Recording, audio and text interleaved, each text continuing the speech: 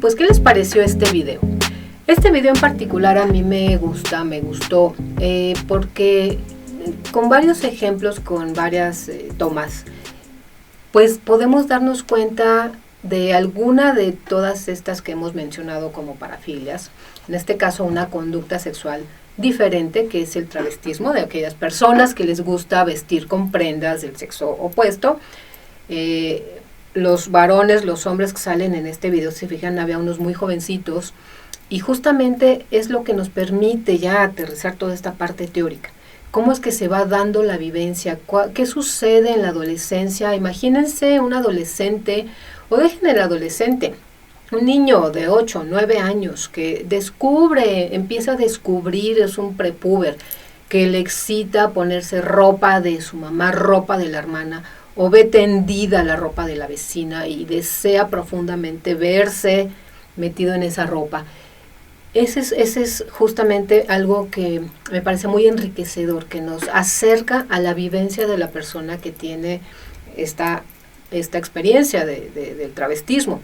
También algo que es muy importante, en particular con las personas travestis, es que es muy diferente la experiencia de travestismo a una cuestión de identidad de género. No hay que confundir. Las personas travestis, si bien cuando están en ese rol se ponen las prendas femeninas, a sí mismos, se denominan como estoy vestida, ¿no? Y así se denominan, inclusive se dirigen a sí mismos en femenino, pero es durante ese momento que están en la fantasía, y la fantasía de vivirse como una mujer en un encuentro sexual es generador de profundo placer. Cuando dejan la prenda, entonces pues están en sus ocupaciones, en sus casas, en sus roles, en fin. Pero nos acerca a la vivencia. Así que bueno, ahí lo tienen por si tienen oportunidad de mirarlo en algún otro momento, creo que es muy enriquecedor. Muy bien, pues entonces ahora continuemos ya con nuestra tercera parte de este curso, que tiene que ver con las parafilias. Y lo que vamos a revisar en esta ocasión, pues después de haber revisado pues lo que es la teoría, las definiciones, un poquito el cómo entender por qué se presentan estas conductas diversas, sobre todo aquellas que son transgresoras, porque eso es lo que nos ayuda para saber qué hacer. Después de ver las clasificaciones que proponen tanto el DSM-5 como el ICD-11, entonces ahora sí, ya sabemos cuáles son aquellas transgresoras y cuáles no lo son. Aquellas conductas transgresoras son las que ameritan sí una intervención. ¿Por qué? Porque causan daño a otra persona. Las personas con parafilia realizan sus conductas sin pedir autorización, sin la autorización, sin el consentimiento de otra persona, y ahí sí o sí es necesario, es recomendable una intervención psicoterapéutica y médica en muchos casos. Y algunas otras no. Simplemente cuando alguien tenga dudas, pues hay que orientar y hay que ayudar. Bien, entonces en esta parte pues vamos a hablar justamente de cuáles son las alternativas de tratamiento que tenemos, pues cuáles son los objetivos, la entrevista inicial, cuáles son los tratamientos psicoterapéuticos y también farmacológicos, porque es importante, si estamos pensando que no hay un control neurobiológico con toda esta explicación neurofisiológica a nivel del sistema nervioso, sí necesitamos algo que nos ayude a nivelar estas conductas de inhibición y de excitación, como ya lo comentamos. Muy bien, entonces vamos a ver esta parte que tiene que ver con la valoración clínica, con la valoración inicial, la entrevista inicial. Como en cualquier valoración inicial, entonces lo que tenemos que considerar en el manejo clínico, les comenté algunos ejemplos en que la mayoría de las personas que tienen una parafilia no acuden a consulta por su voluntad. La mayoría de las ocasiones acuden porque pues son obligados. Por eso es que la motivación, cuando una persona acude, porque así lo decide, porque está motivada, porque identifica que hay un problema, porque empieza a darse cuenta de las consecuencias, ya vamos por un buen camino de pronóstico. Y entonces a veces la ambivalencia es común. ¿Por qué? Porque por un lado disfruto profundamente esto, pero me estoy dando cuenta que me está generando problemas. Como el caso del abogado, que el abogado froteurista, en donde se dio cuenta que su conducta le pone en peligro a él, fíjate, eso es bien importante. Se dio cuenta que estaba él en peligro. Hasta conforme se fue dando el tratamiento, pudo hacer esa relación un poquito, una empatía muy cognitiva con la víctima, pero al menos el verse en peligro y darse cuenta que su conducta le traía consecuencias, fue una motivación que nos permitió el enganche terapéutico y que el pronóstico fuera favorable. Esto que está aquí es algo también fundamental, ya les había comentado, la mayoría de las personas, de los pacientes, no dimensionan el daño que generan con la conducta. Y entonces, cuando hay motivación, es el mejor predictor. Y si el paciente viene forzado, ya desde ahí, hay que procurar una motivación. Ojo, estamos frente a conductas que hemos mencionado, que son diversas, son atípicas, son poco frecuentes y muchas veces, más bien, no todas las personas que nos dedicamos a la psicoterapia, a la psiquiatría o a la sexología inclusive, déjenme que les comparta esta experiencia, o a la terapia sexual, no todas tienen esa facilidad para el enganche con un paciente que tiene una conducta parafílica o un trastorno parafílico. Entonces, el rechazo puede ser algo que se presenta. Ojo, hay que tener en cuenta esto, asumirlo, porque si yo recibo una persona que me dice, vengo aquí porque me obligaron, porque soy un froterista, soy un voyerista, porque me gusta exhibirme y asustar a las mujeres, o me disfruto del susto.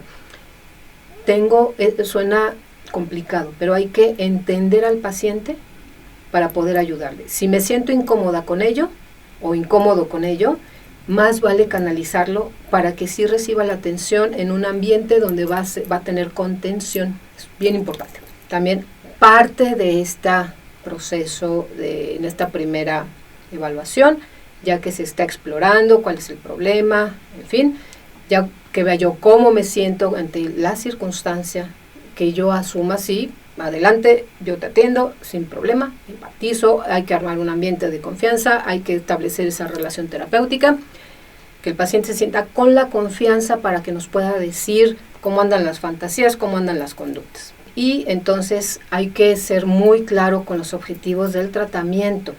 A la persona que tiene una parafilia, no hay que juzgarle, hay que aclararle que no está frente a un juzgado, que ahí no es para juzgarle, hay que entender por qué estamos aquí, por qué estamos en esta consulta. Desde la primera intervención hay que crear un ambiente de ser posible de armonía, de confianza, y aquí la actitud de quien está consultando es muy importante. Con la actitud física, si la persona me está compartiendo el motivo de su conducta, me está describiendo la conducta parafílica, y yo estoy así, pues desde luego que este hombre ya no va a regresar. Si la persona me está compartiendo su conducta parafílica y yo le estoy diciendo, oye, qué bueno que me compartes esto, porque es bueno saberlo, porque nos ayuda a entender cómo están las cosas, y pues para planear tu tratamiento, es decir, es comentarle que estamos de acuerdo en lo que nos está diciendo, no que estemos de acuerdo en lo que hace, es diferente, pero sí, qué bueno que me das información, porque de esa manera te voy a poder ayudar. Eso es algo fundamental con las personas que tienen una parafilia. En esta primera entrevista, acuérdense, es exploratoria, no queramos inmediatamente dar todas las recomendaciones, no, vamos a explorar y vamos a ir despacio. Y también eso va generando la confianza con el paciente que tiene una parafilia. Ahora, también tenemos que tener muy claro, cuando tenemos la oportunidad o la persona nos busca para ser atendida, tener los objetivos, primero, la terapeuta es quien debe de tener los objetivos muy, muy claros para poder también, ahora sí, retroalimentar, ¿no? Hacer ese trabajo colaborativo. Aquí es una consulta muy dinámica, muy colaborativa. De ninguna manera es un abordaje psicoterapéutico neutral que uno no habla, no. Es muy dinámico, hay que fomentar que la persona participe, colabore, y a veces hay que modelar. Entonces, por eso es desde la perspectiva muy cognitiva, conductual. Entonces, a ver, debemos de tener en cuenta los objetivos. A ver, ¿qué debe recibir tratamiento para control o remisión? Es decir, ¿qué conductas? Primero tenemos que tener toda la información Y ahora sí, ya que tenemos la mayoría de la información, a ver, ¿estamos frente a una conducta o estamos frente a un trastorno parafílico? De acuerdo como nos dice el DSM. Y ya que tenemos esto claro, primero, bueno, a ver, quiero quitarle o facilitarle a esta persona que ya no se excite con los pies, o ayudarle un poquito a tener cierto contexto para que la conducta no interfiera con otros espacios. ¿Me explico? Entonces, primero, nosotros, como terapeutas, ¿qué es lo que queremos abordar? Las fantasías de la persona, ¿sí? También hay que preguntarnos las urgencias. Aquí, esto de la urgencia tiene que ver con la urgencia del paciente, en este caso, la urgencia por resolver el problema o la urgencia con la que se presenta de repente el deseo de llevar a cabo alguna conducta. Entonces, cuando estamos frente a una urgencia, por lo general se relaciona con una dificultad para controlar. Como este caso les comentaba en la sección anterior, de este pedófilo que manejaba en la fantasía, veía a un chiquito, una chiquita, se excitaba profundamente y aquí le aparecía la fantasía en la cabeza de tener contacto sexual con ellos, caricias eróticas con los niños. Y entonces veía que cada vez era así como más intensa la fantasía, más urgencia, entonces pudo contenerse. A eso nos referimos. También, ¿qué queremos controlar? ¿Qué queremos con el tratamiento? ¿Manejar las conductas? Definitivamente sí, es parte de los objetivos. Y también una pregunta que es muy importante. Si el paciente desea que se le respete, me refiero a se le respete su conducta, pues. El paciente nos puede decir, ¿saben qué? Pues yo vengo porque si no mi suegro me va a mandar a la cárcel, pero pues la verdad es que yo disfruto mucho esto, yo pienso que no le hago daño a nadie. Ojo. Entonces, es decir, aquí sí hay que tener esa habilidad clínica para decirle, ok, entiendo lo que tú me dices, es respetable, sin embargo, ya, ahora sí, como parte de la intervención es que él pueda dimensionar, pues, la transgresión que está cometiendo. Otra cosa que tenemos que cuestionarnos, y obviamente esto surge de esta primera entrevista, bueno, la entrevista de evaluación, que puede ser una o pueden ser 2 sesiones, qué es lo que realmente se puede controlar y que realmente se puede desaparecer.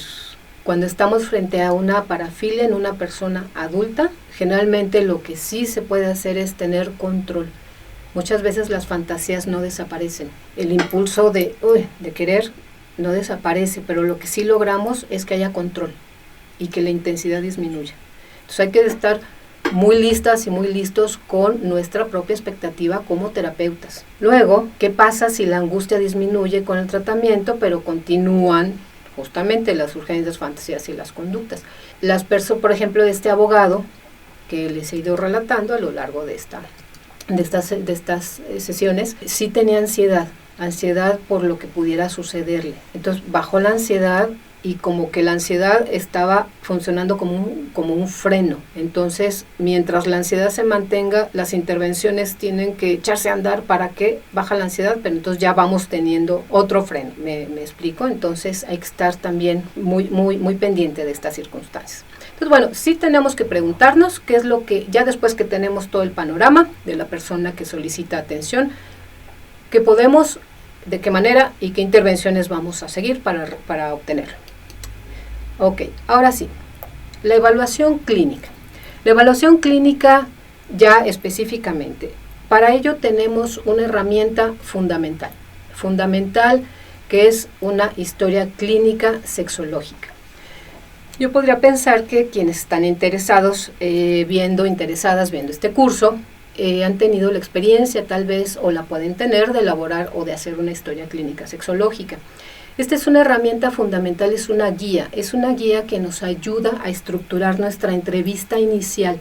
No hay que perderlo de vista, porque es como el acordeón, pues, ¿no? Es como el guión con los actores, las actrices. Entonces, en la historia clínica sexológica, yo les voy a compartir la que manejamos en esta asociación, pero nos ayuda mucho para obtener la información de manera estructurada, paso a paso, y sobre todo aquella que en este caso en particular de las parafilias es sustancial para obtener información. Entonces, bueno, lo primero que debemos en la historia clínica sexológica, necesitamos todos los datos sociodemográficos. ¿Esto qué quiere decir? Necesitamos, por ejemplo, saber, bueno, pues obviamente el nombre de la persona, la edad, a qué se dedica, la ocupación, estado civil, si practica religión o la practica, su orientación sexual, si se identifica como hombre, como mujer, en fin. Todos estos datos generales no son importantes. Después viene ahora sí el segundo apartado que necesitamos identificar, es el motivo de consulta. En otros formatos viene como padecimiento, y aquí tenemos que averiguar paso a paso. ¿Cuál es el problema? Pues que me cacharon espiando. Ok, entonces vamos a ver esto, desde cuándo inició. A ver, tenemos que irnos, aquí la historia de la persona tiene un papel fundamental. A ver, cuéntame, ¿cuándo fue la primera vez, ahorita que ya lo tenemos bien claro, cuándo fue la primera vez que identificas que estabas viendo a una persona y que te sentiste excitado? Ah, pues cuando estaba en la secundaria y estaba haciendo una tarea y de repente volteé y estaba mi vecina ahí desnuda, por ejemplo. Y nos vamos, tenemos que hacer, así como les decía hace un momento, así como cirujano, una disección así muy fina para ir enterándonos qué pasaba, qué le generaba a la persona, qué pensaba, qué sentía, y sobre todo a nivel de la respuesta del erotismo.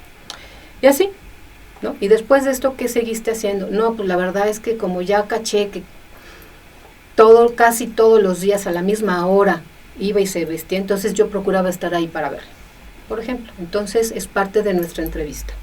Ojo, acuérdense, ahorita es para enterarnos, no para hacer intervenciones. Entonces es el padecimiento actual hasta llegar a el momento actual. A ver, ¿qué ocurrió en esta última ocasión? Cuéntame con detalle dónde estabas, qué pasó, qué pensaste, qué hiciste, qué consecuencia hubo. Y entonces ya con esta entrevista completamos nuestro padecimiento actual. También hay que preguntar si ha tenido algunas intervenciones. ¿Ya has tenido alguna intervención o es la primera vez que vienes a consulta por este motivo? Ok, después, ahora sí, tenemos que irnos hacia la historia. Cuando hacemos el padecimiento actual, si bien estamos, hagan de cuenta, es como un corte así, ¡fum!, del momento actual. ¿Qué pasa aquí y ahora? Y averiguamos parte de la historia.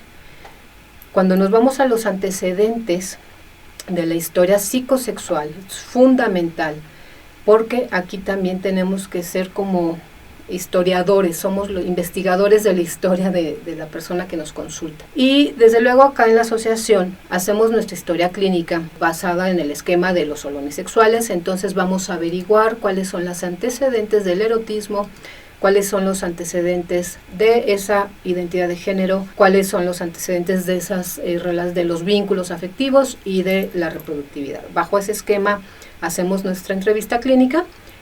Y por ejemplo, en el erotismo, que es uno de los puntos centrales, y luego nos vamos con los vínculos. En el erotismo tenemos que averiguar, que interrogar cómo fueron las experiencias eróticas, los primeros recuerdos eróticos que tuvo la persona. Es decir, cuándo fueron las primeras caricias eróticas, el primer beso que le generó una sensación agradable, la primera estimulación o masturbación, en este caso cuando tuvo la primera relación sexual. Hay que valorar cuáles fueron las sensaciones, las experiencias, fue agradable, placentero o no. Y en el caso de las personas con una parafilia, ojo, tal vez sí tenemos que ser más detectivescos o detectivescas para averiguar si tuvo exposición a estímulos eróticos cuando estaba, o sexuales o pornográficos, cuando estaba en la infancia, si tuvo antecedentes de abuso sexual, si tuvo antecedentes de juegos sexuales infantiles, o inclusive puede ser de abuso sexual entre pares, ¿sí?, niños de la misma edad, pero sabemos que puede ser una transgresión, una conducta de abuso, cuando un chiquito está siendo abusado y entonces repite la conducta con el mismo niño, en fin. Entonces tenemos que, ahora sí, nuestro interrogatorio se tiene que ir un poco hacia allá, porque ya sabemos cuáles son los antecedentes de una persona que tiene una parafilia. Eso lo sabemos a través de las investigaciones retrospectivas. Nuestro interrogatorio se tiene que ir muy enfocado hacia la vivencia de transgresiones, de abuso, de maltratos, o de algunas necesidades básicas no cubiertas, por ejemplo, como abandono, en fin. Es la parte del erotismo. Ahora, si nos vamos a la parte de los vínculos afectivos, que son así como los pilares de esta circunstancia de las parafilias, igual las primeras relaciones afectivas de la infancia, cómo las recuerda, relación con mamá, con papá, con hermanito, hermanito, hermanote, hermanota, en fin, con hermanos, con familiares cercanos, si había esa posibilidad de acercarse, de sentirse escuchado, de sentirse querido, querida, qué tan fácil les resultaba expresarse, las relaciones de amistad, relaciones de noviazgo, y todo esto también nos va dando información importante para entender cómo se fue dando el desarrollo. Recordemos que, así como lo vimos en la definición, en la primera parte, las parafilias tienen esta cualidad que los vínculos afectivos están muy pobres, pobremente desarrollados, y eso lo averiguamos con la entrevista. Ahora, vamos con la parte de la identidad de género. Generalmente en esta olón, pues en esta parte, no hay tanta dificultad. Sin embargo, cuando la persona empieza a asumir que tiene una conducta sexual diversa, o que tiene una preferencia, como algunas personas así lo autodefinen, puede ser que a sí mismas se juzguen, o se sientan realmente con un profundo malestar, sobre todo aquellas, como el video que vimos, las personas travestistas, en verdad sí sufren y se cuestionan mucho, dicen, ¿qué onda? ¿Qué soy? Así llegan a cuestionarse o a preguntar algunas. Entonces ahí es donde sí tal vez toda esa parte social tiene mucho peso, porque se supone que tendríamos que cubrir muchos roles estereotipados, pero aquí estamos frente al descubrimiento de una experiencia que es placentera, en fin. Desde esa perspectiva hay que estudiar el desarrollo de la identidad. Juegos, con quién le gustaba jugar, los roles que tenía, en fin, toda esa parte. Generalmente ahí no hay mayor dificultad, sino hasta llegada a la adolescencia o la etapa adulta, sobre todo ya cuando se expresa la conducta parafílica, es cuando sí empieza ese cuestionarse. Y la parte de la reproductividad, pues tal vez ahí no hay dificultad, son personas que pueden ser muy productivas, empresarios, trabajadores, a cualquier nivel, y esa parte no está afectada, pues, o la parte de la reproductividad fisiológica, pues generalmente son personas que no le está dentro de su interés el poder formar una familia, tiene sentido porque estar muy de la mano con esta parte de los vínculos, ¿no? Sin embargo, vemos personas que están casadas y con hijos y sin embargo pueden tener alguna conducta parafílica y pueden tener pareja también. Bien, entonces esta parte del desarrollo psicosexual que es central, hay preguntas muy claves, ahora les he dado algunos ejemplos, pero ustedes van a poder consultar junto con este video en la plataforma así, una esquemita de preguntas claves que nos ayudan. Y se vale cuando estamos en la consulta, se vale sacar nuestro acordeón y preguntar, oye, cuando estabas chiquito, ¿qué edad tenías cuando te dieron tu primer beso? ¿O diste tu primer beso? ¿O la primera caricia erótica? Se vale, para eso es, para auxiliarnos. Y no pasa nada si lo leemos frente a la persona. ¿Okay? Bueno, entonces esta es la historia psicosexual. Y desde luego, bueno, hay que ver los antecedentes, aquí sí ya patológicos, si hubieron accidentes, golpes, fracturas, sobre todo aquello que pudiera afectar el desarrollo escolar también, el desarrollo escolar en esta parte de la identidad de género. Y fundamental, la evaluación de la salud mental, también hay muchos cuestionarios que nos pueden ayudar, podemos facilitarles algunos también para medir ansiedad, depresión y algunos otros síntomas. Y la evaluación médica. Bien, entonces como vemos, realmente nuestra historia clínica debe de ser muy completa, el tiempo que nos lleve. Yo sí recomiendo que sean no más de 3 sesiones, porque sí, las intervenciones tienen que ser planeadas de manera más o menos oportuna, para entonces ahora sí el paciente ya sepa qué vamos a hacer y también junto con él planear la estrategia.